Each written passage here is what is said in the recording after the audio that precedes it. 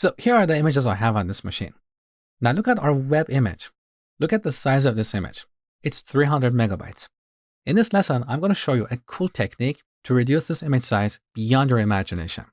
First, I have to give you a bit of background about React. So back to our project. Let's go to the front-end folder and open up package.json. So here in the script section, we have a bunch of commands. You have seen start and test so far, but we also have the build command for creating optimized assets for production. So we can go to our front-end directory and run npm run build. This is going to create optimized assets for production. Now, as you can see here, all these assets are stored in the build folder. Now, what if you don't use React? Well, these days, a lot of frameworks have the same concept. They have a tool for creating optimized assets for production. How you use that tool is probably different, but that is irrelevant. So back to our project, here in the front-end folder, now we have this build folder that contains all the assets we need for deploying this application. So we can put these assets inside the web server and serve them. Now, let's see how we can create an optimized image for this front-end application. So let's look at our Docker file. What are we doing here? We are starting from a node image so we get access to npm for installing these dependencies. But what if we already have these dependencies? Then we don't need npm, we don't need node. All we have to do is copy these files onto a web server, okay?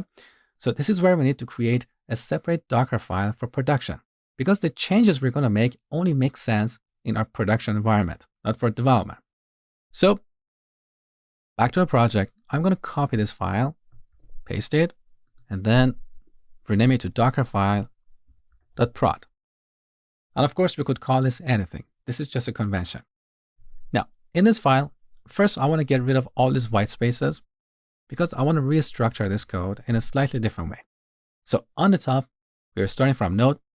We're going to add an additional keyword here as to give this stage a label. We can call this anything like build stage. So in a Docker file, we can have multiple stages. We can have a build stage and a production stage. We can also add a comment here to make our code more readable, saying step 1, build stage. Now, while building this application, we don't need this user. This is only used for serving it, right? So I'm going to cut these two lines from here and move them down below. We'll get back to them in a second. So we create our application directory, copy all the files, install the dependencies, copy the other files. Now, we don't need to expose a port here. Again, this is used for running the application. So I'm going to cut this line and move it here. Now, instead of npm start, we're going to run npm build, because in the build stage, we just want to build our application. Also, we're going to replace the command instruction with the run instruction, because as I told you before, we can have a single command instruction in a Docker file.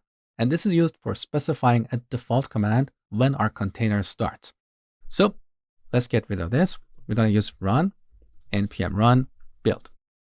So at the end of this stage, our application is built. Now we're going to start the second stage. How? Well, we're going to add another from statement, but this time we're not going to start from node, because for our production or for running our application more accurately, we don't need node. We just need a web server. There are many web servers out there. We have Nginx, Apache, IIS for Microsoft, and so on. In this lesson, I'm going to use Nginx because it's a very popular and fast web server. Now, Nginx has different tags.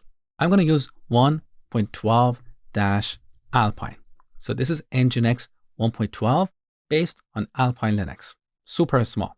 Now, if we want, we can give the statement a label as well. So we can call this production stage. We only need this if we're going to refer to this later in this file. We're not going to do that, so I'm going to delete it. So in the second step, which we can specify here using a comment, we can say step 2. This is for production. We're going to start from a web server image, which is far smaller. Then we create our user. Now we're going to copy our files from the build stage. So here we add an option called from. And this is where we reference our build stage. That is why we gave it a label up here, okay? So we're going to go to our build stage and copy all the files from /app/build to usr/share/nginx/html. Now, this path you see here is a standard path for serving files using Nginx. You can find this in Nginx documentation on Docker Hub.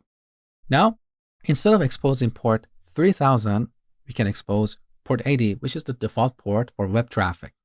Then finally, we can specify a default command or an entry point. In this case, I'm going to use an entry point because every time we start this image, I want this command to be executed. There are no exceptions. So we're going to run nginx and give it a couple of arguments. The first one is -g. The second one is daemon off with a semicolon at the end. Now, once again, you can find these arguments in the documentation of Nginx. There is nothing magical here. So now that we have a Docker file for production, let's build an image using this Docker file. So here in our front-end directory, we're going to run docker build -t. I'm going to call this image vidly_web_opt, meaning optimized. Now we need to specify our Docker file. So -f dockerfile.prod. And then we use a period to specify the build context. All right, our build is ready. So let's look at our images.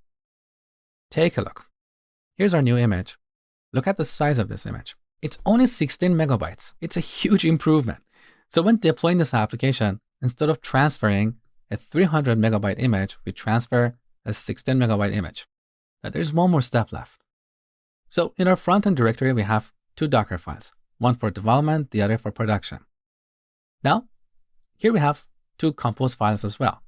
We have to go to our production compose file and tell this compose file that we want to use the production Docker file in the front-end directory. So we're going to expand this build property and give it two sub-properties. One of them is context, which we set to the front-end directory. The other is Docker file. So what we had earlier was the shorthand syntax. This is the longhand syntax. Here we're going to type our Docker file name, dockerfile.prod, and we're almost done. Now we should also change the port mapping because now in our production Docker file, we're exposing port 80, not port 3000, right? Okay, good. Now let's verify it's working before moving on to the next step. So back to the terminal, let's get out of the front-end directory. We're going to run docker compose build. But first, we have to specify our compose file, docker-compose.prod.yml, like this. Let's go. Good. The build was super fast because everything was in the cache. So let's look at our images one more time. So here's our new web image. Look at its size, 16 megabytes. Beautiful. So now with this amazing optimization, we are ready for deploying our application. And that's what we're going to do next.